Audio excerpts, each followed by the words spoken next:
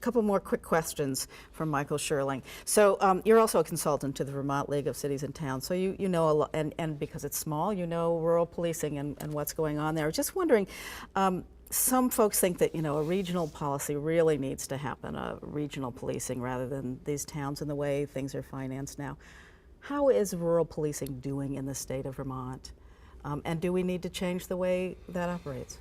I don't know the answer to whether we need to change the way it operates. I know there have been multiple studies in Chittenden County around regionalization, and they've all come back, starting before I was born, and said there are advantages to regionalizing services.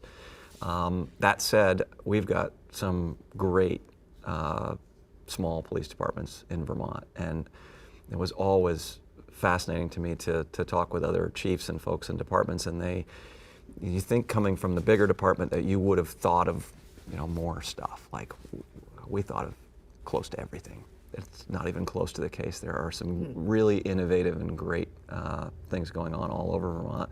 So we're pretty fortunate. That said, as we talked about in the main segment, policing is far more complicated. What we ask our police officers to do, what we ask public safety to do in general, is a very wide scope of operations, and that's really hard to pull off. For anybody, for any agency, even big ones, and we don't have any big ones in Vermont. And it includes technology now.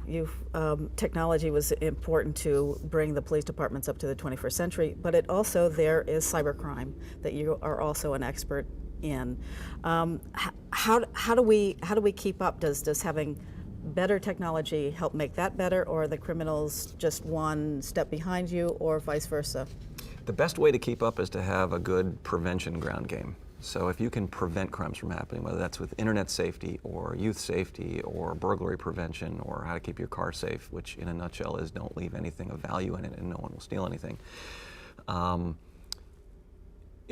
Prevention is the key. It's like healthcare. It costs an enormous amount of money to fix something once it's wrong or if you wait too long, versus staying healthy is a far better way of doing business. And the cornerstone of that is active community engagement, because whether you're an agency with 100 officers in Burlington and 42,000 people, or you're an agency of one with 1,000 people, it's the 1,000 or the 42,000 being willing to participate in the process, to call when they see something, to challenge someone if they're not behaving appropriately.